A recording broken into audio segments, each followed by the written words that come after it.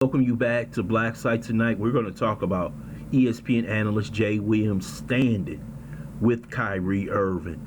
This is a powerful video, and he may lose his job over this video. First, I'd like for you to subscribe to this channel, hit that like button, hit that notification button, but also comment on this video.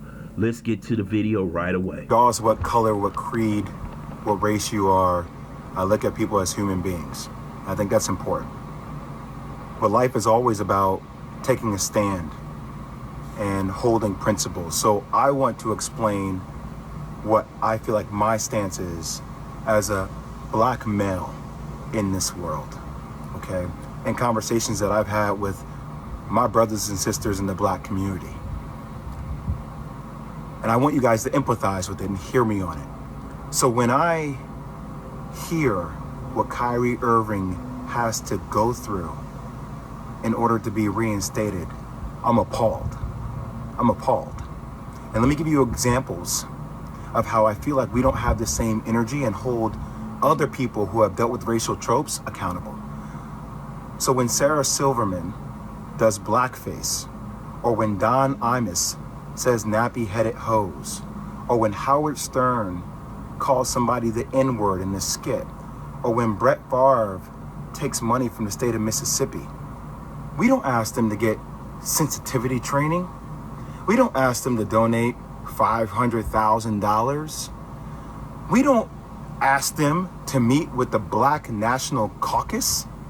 They apologize, and then you know what? The rest of the world moves on.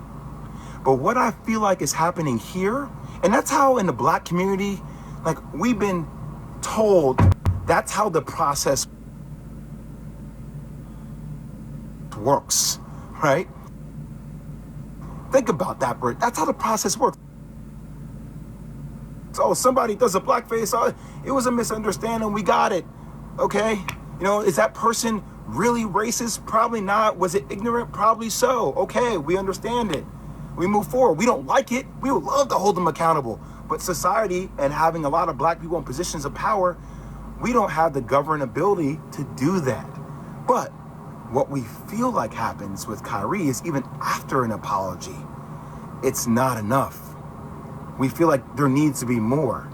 And a lot of people I've spoken to over the last couple of days talk about this thing. Older mentors of mine talk about buck breaking. So we talk about tropes. This is something that we feel like in the black community that happened way back in the day, where if there was a slave that was defiant, right, he got broken in front of everybody in order to show that he was not in a position of power.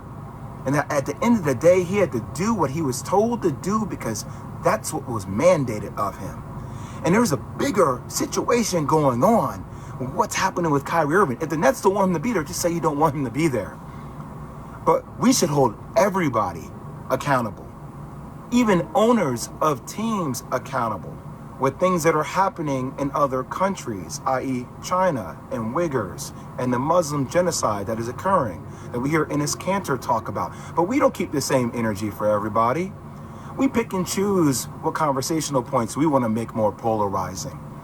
And I might lose my job. I might lose deal opportunities in the future for speaking out about even the platforms that continue to promote and profit a movie that is considered anti-Semitic to billions of people.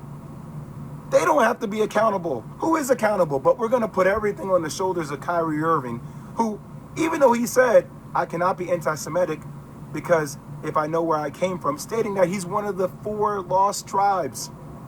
He's saying that blacks and Jews come from the same entity, the same thing.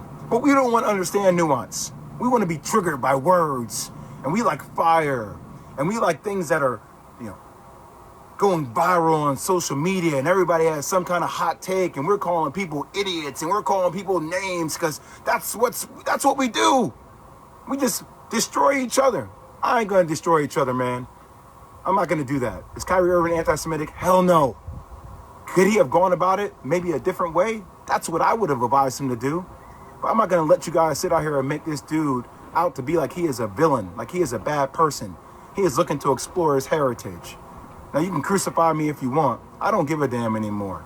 It's time for people to start speaking out with nuance and speaking out on the principles they stand for.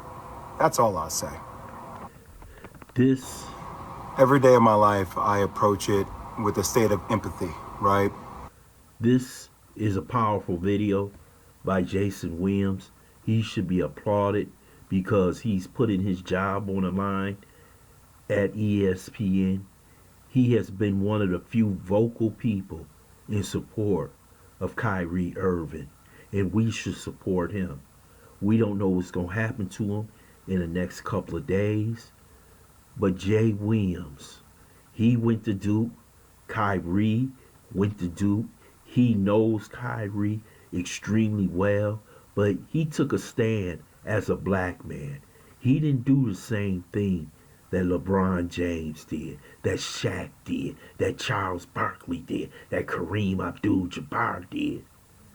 They stood on the side of the powerful. They stood on the side of the small hats and threw the brother right under the bus, drove over him, and drove backed up and drove over him again. And that's sad to see. But this brother tonight that you see in this video, and you know the small hats is watching this video, they ready to persecute him right now. So what do we do when a brother like this stands up for another brother? He's teaching us. If we stand with each other, we are a powerful entity. Like I always said, the most powerful thing black people ever did in America was the Montgomery bus boycott. When over several years, they did not get on a bus. They boycotted and they changed things. But what I'm trying to say with Jay Williams is that you have to stand with your own. You see what they doing. They trying to emasculate him. They buck breaking him. They're doing everything they can to put fear in the black man's mind.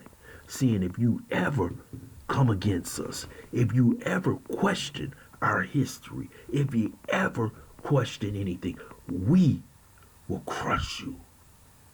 And we cannot be for that. So you see LeBron James flip-flopping. You see Shannon Sharp flip-flopping because they know where the black community stands, and it's standing behind Kyrie.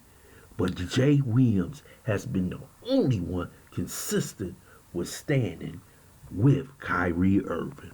So I want to thank this brother, and we should support him if ESPN tries to fire him. I want to thank you for listening to Black Site. Hope you subscribe to this channel. Smash that like button, but also share this video.